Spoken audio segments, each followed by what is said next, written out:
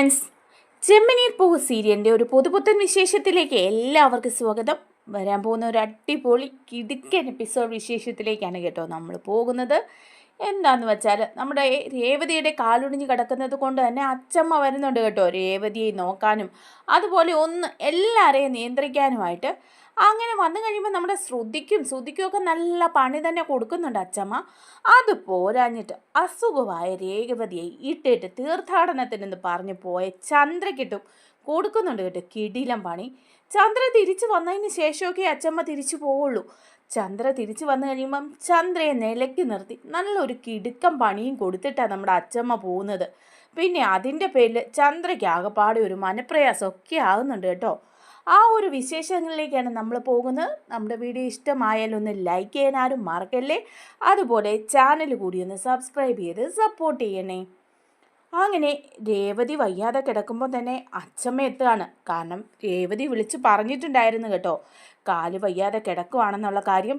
അപ്പോൾ അച്ചമ്മ ചോദിക്കുകയായിരുന്നു, എന്തിയെ ചന്ദ്ര എവിടെയില്ലേ, നിൻ്റെ കാര്യങ്ങളൊക്കെ അവൾ നോക്കുമല്ലോ അല്ലേ. അപ്പോൾ രേവതി പറയാ, അത് അച്ചമ്മേ, അമ്മ ഒരു തീർത്ഥാടനത്തിന് പോയി ഇന്ന് രാവിലെ. ഇവിടെ ഇപ്പം ആരുമില്ല, ഞാനും സച്ചിയേട്ടനും മാത്രമേ ഉള്ളൂ. സച്ചിയേട്ടൻ എൻ്റെ കാര്യങ്ങളൊക്കെ നന്നായിട്ട് നോക്കുന്നുണ്ട് അച്ചമ്മയെന്ന് പറയുക. അപ്പോൾ അച്ചമ്മ ചോദിക്കുന്നുണ്ട്, അതെന്താ ചന്ദ്ര ഈ സമയത്തൊരു തീർത്ഥാടനം, അത് പതിവില്ലാത്തതാണല്ലോ. അപ്പം രേവതി പറയാ, അത് ഭാമാൻ്റി വിളിച്ചപ്പോൾ പോയതാ.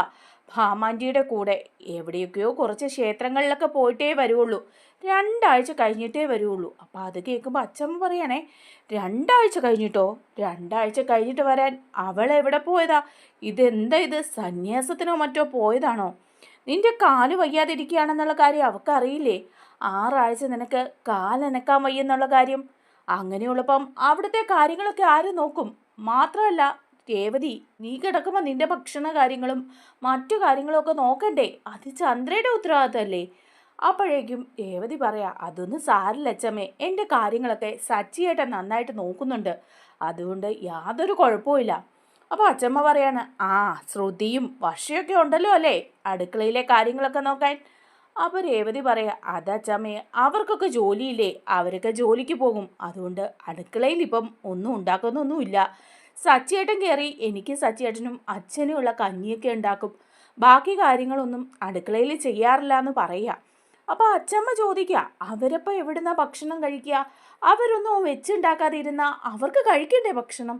അപ്പോൾ രേവതി പറയുന്നുണ്ട്, അത് അവർ പുറത്തുനിന്ന് ഭക്ഷണം കഴിക്കും, ഇല്ലെങ്കിൽ ഓർഡർ ചെയ്ത് കഴിക്കും, വീട്ടിൽ വെക്കുന്നൊന്നുമില്ല, വെക്കാൻ അവർക്കൊന്നും അത്ര അറിയേയില്ല, അതുപോലെ തന്നെ അവർക്കതിനൊന്നും സമയമില്ലല്ലോ അച്ചമ്മയെന്ന് പറയാം. അപ്പോൾ അച്ചമ്മ ചോദിക്കുന്നുണ്ട്, വീട് തൂത്തുവാരിയേയും തുടയ്ക്കുകയും വിളക്ക് കത്തിക്കുകയും കോലം വരികയൊക്കെ ചെയ്യണ്ടേ, അത് ചെയ്യുന്നില്ലേ ശ്രുതിയും വർഷയൊന്നും? അപ്പോൾ രേവതി പറയുന്നുണ്ട്, അതൊന്നും അവർക്ക് അത്ര പിടുത്തമില്ലല്ലോ എന്നേ, വർഷയ്ക്കും അങ്ങനൊന്നും അറിയില്ല, ശ്രുതിക്കാണെ ഒട്ടും അറിയില്ല, അതുകൊണ്ട് അതൊന്നും ചെയ്യുന്നില്ല. സാരല്ല അച്ചമ്മേ, ഞാൻ എല്ലാ അസുഖവും മാറി എണീക്കുമ്പം എല്ലാ കാര്യങ്ങളും ചെയ്തോളാന്ന് പറയാം.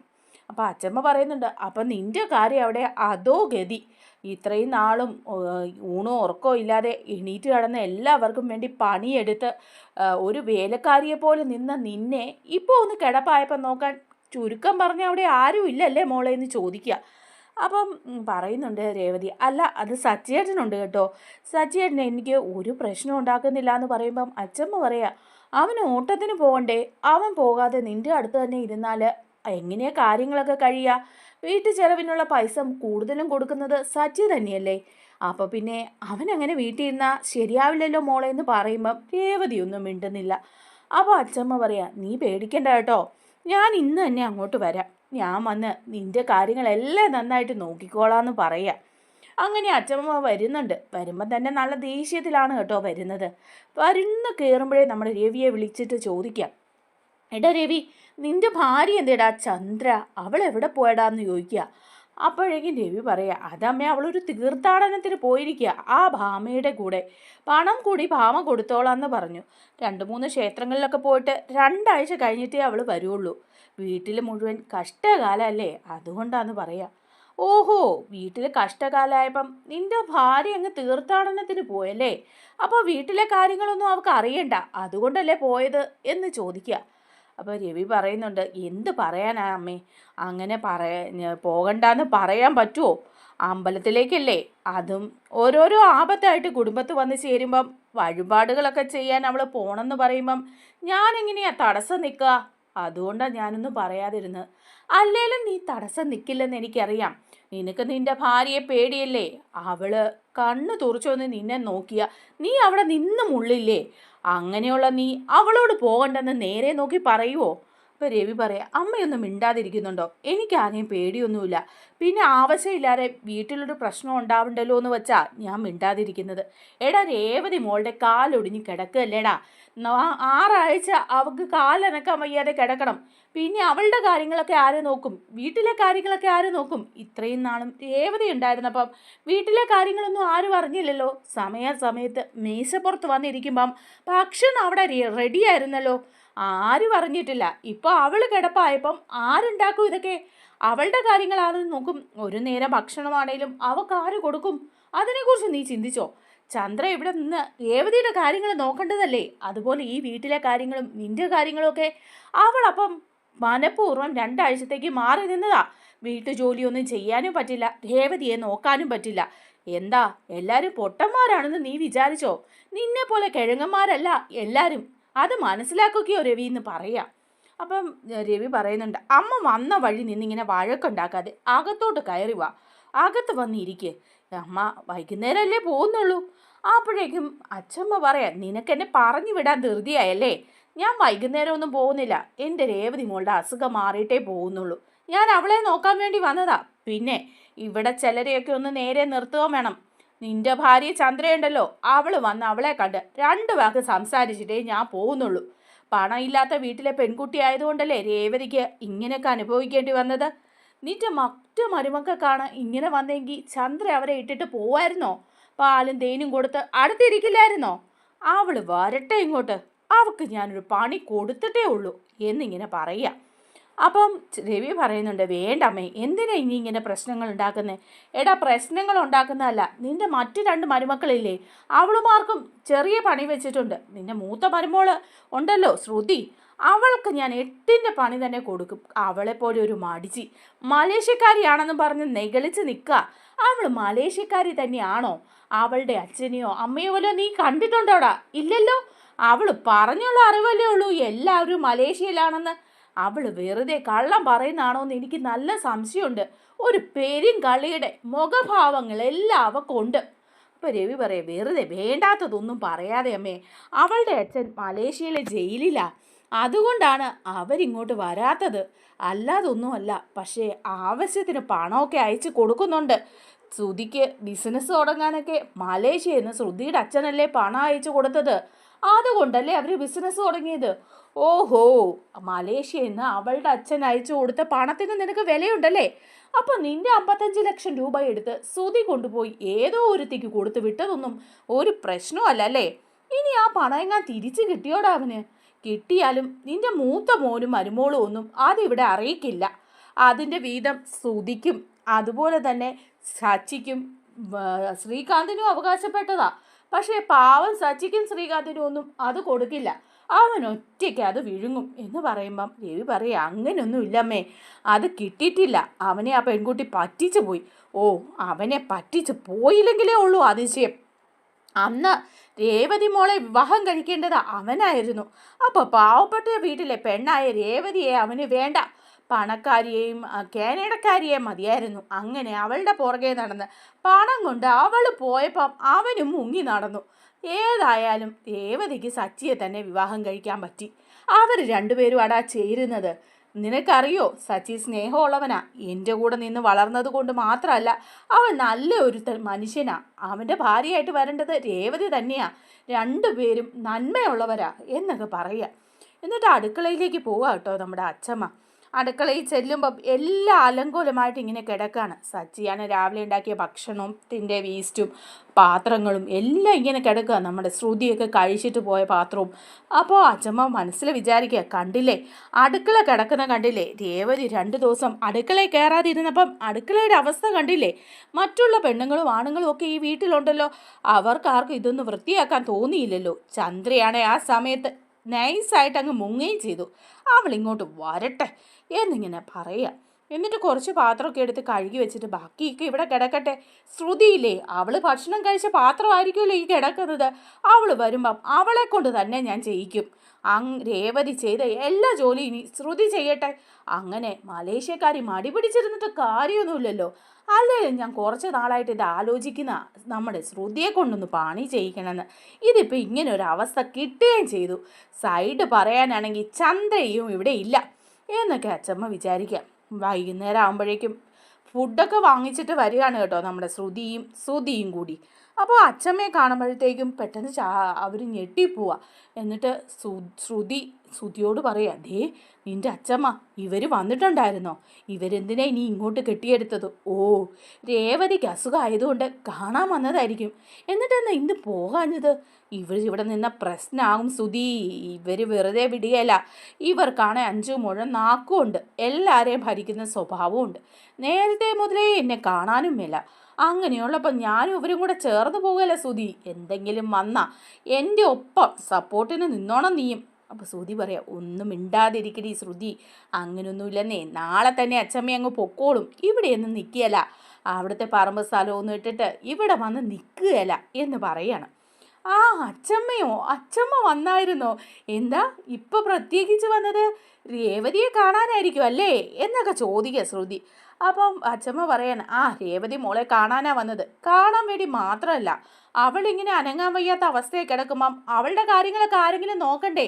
അത് നോക്കാനും കൂടിയായിട്ടാണ് ഞാൻ വന്നത്. എന്താ നിനക്ക് ഇഷ്ടപ്പെട്ടില്ലേ? അപ്പം ശ്രുതി പറയാം, അതെന്താ അച്ചമ്മ അങ്ങനെ പറയുന്നത്? ഇവിടെ അച്ചമ്മ വന്ന് നിന്നാൽ അത് രേവതിക്കും അതുപോലെ എനിക്കും ഒക്കെ ഒരു സഹായമായല്ലേ എന്ന് ചോദിക്കുമ്പോൾ അച്ചമ്മ ചോദിക്കുക, നിനക്ക് ഞാൻ എന്ത് സഹായമാടി ചെയ്യേണ്ടത്? നീയല്ലേ ഇവിടെ കാര്യങ്ങളൊക്കെ നോക്കേണ്ടത്. ഞാൻ രേവതിയെ കാണാൻ വന്ന് നിൽക്കുന്നതാ. എന്നെ നോക്കേണ്ടത് നീയല്ലേ. എന്നിട്ട് നിനക്ക് കൂടി ഈ വയസ്സായി ഞാൻ സഹായിക്കണമെന്നോ? എന്താ പറയുന്നത്? അപ്പം ശ്രുതി പറയാം, ഏയ് സോറി അച്ചമ്മേ, ഞാനാണെങ്കിൽ എപ്പോഴും ഓഫീസിൽ പോവുകയല്ലേ, എപ്പോഴും ഷോപ്പിലും അതുപോലെ തന്നെ പാർലറിലും ഒക്കെ പോകുന്നുണ്ട്. എനിക്ക് ഒട്ടും സമയമില്ല ഇതിനൊന്നും. അതാ ഇതൊന്നും ചെയ്യാത്തത്. ഓഹോ, ഞാൻ വന്നപ്പോൾ കണ്ടു അടുക്കളയിലെ പാത്രങ്ങൾ കിടക്കുന്നത്. അതുപോലെ ഇവിടെ കഞ്ഞിവയൊന്നും ഇല്ലേടി. രേവതി എണീറ്റ് നടന്നുകൊണ്ടിരുന്നപ്പം അവൾ എല്ലാ കാര്യങ്ങളും അടുക്കും ചിട്ടയോടെ നോക്കുമായിരുന്നല്ലോ. രാവിലെ എണീറ്റ് വരുമ്പം എല്ലാവർക്കും കാപ്പി, അത് കഴിഞ്ഞ് ബ്രേക്ക്ഫാസ്റ്റ്, ഉച്ചയ്ക്ക് ഊണ്, 3-4 കൂട്ടം കറി, വൈകിട്ട് ഭക്ഷണം, ഇതെല്ലാം മേശപ്പുറത്ത് വിളമ്പി വെച്ച് നീയൊക്കെ കഴിച്ചിട്ട് പോകുന്ന ഭക്ഷണത്തിൻ്റെ പാത്രവും എച്ചിലും എടുത്തോണ്ട് പോയി അതെല്ലാം കഴുകി വെക്കാറില്ലേ? രാവിലെ എണീറ്റ് കുളിച്ച് മുറ്റത്ത് കോലം വരയ്ക്കാറില്ലേ? സന്ധ്യയ്ക്ക് വിളക്ക് കൊളുത്താറില്ലേ? മുറ്റവും പുരിയും തുണിയും എല്ലാം അവളല്ലേ ചെയ്യാറ്. ഇപ്പം എന്താടി ഒന്നും ചെയ്യാത്തത്? നിനക്കൊക്കെ എന്താ ഇത് ചെയ്താൽ? വീട് തൂത്തുവാരുവോ തുടയ്ക്കുവോ വിളക്ക് കത്തിക്കുകയോ ഒന്നും ചെയ്യണ്ടെന്നാണോ? അപ്പം ശ്രുതി പറയാ, അത് അച്ചമ്മേ എനിക്ക് നേരം കിട്ടാഞ്ഞിട്ടാ. കോലം വരയ്ക്കാനൊന്നും എനിക്കറിയില്ല, ഞാനതൊന്നും ശീലിച്ചിട്ടില്ല എന്ന് പറയാം. ഏയ്, അങ്ങനല്ലേ ഓരോന്നും ശീലിക്കുന്നത്.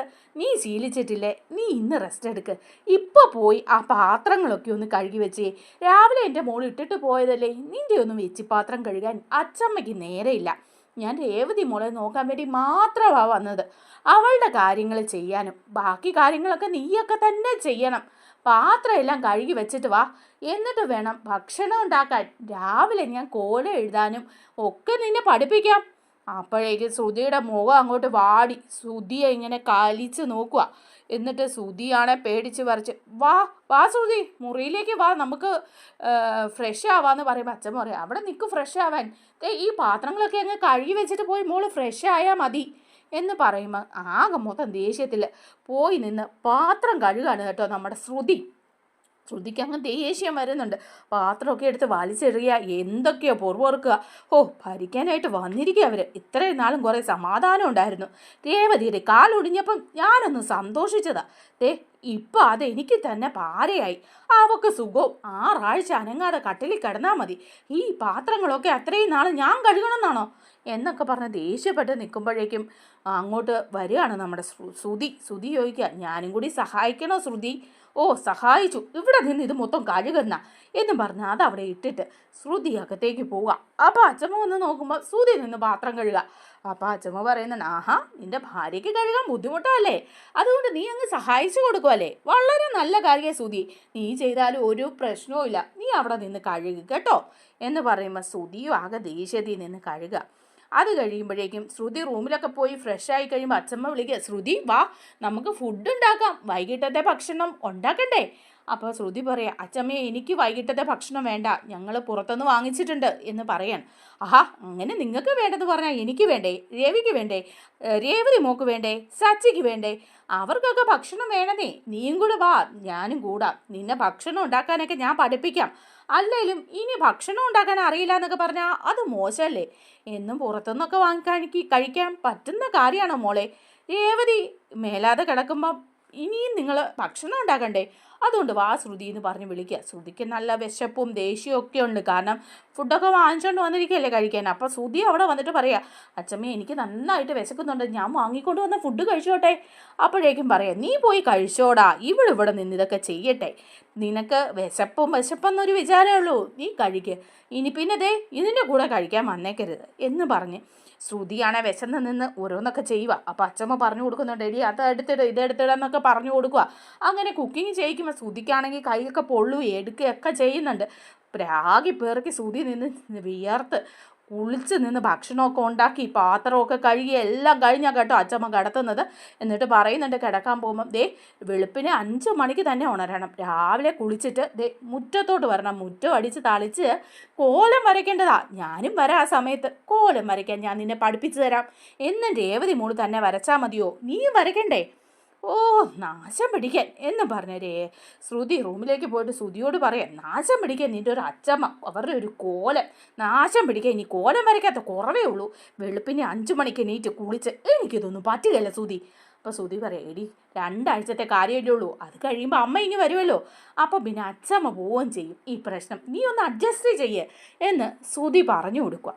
അങ്ങനെ രാവിലെ വിളിച്ചെണീപ്പിച്ച് നമ്മുടെ ശ്രുതിയെ കുളിപ്പിച്ച് മുറ്റമൊക്കെ അടുപ്പിച്ച് കോലം വരയ്ക്കാൻ ഇരുത്തി അച്ചമ്മ അടുത്തങ്ങ് ഇരിക്കുക. ഇരുന്നേച്ച് പറയുകയാണ്, എടി വരയ്ക്ക് ഇങ്ങനെയാണ് അങ്ങനെയാണെന്ന്. ശ്രുതി പ്രാഗിക്കൊണ്ടിങ്ങനെ വരയ്ക്കുക. അത് കഴിഞ്ഞ് ബ്രേക്ക്ഫാസ്റ്റ് ഉണ്ടാക്കിക്കുന്നു.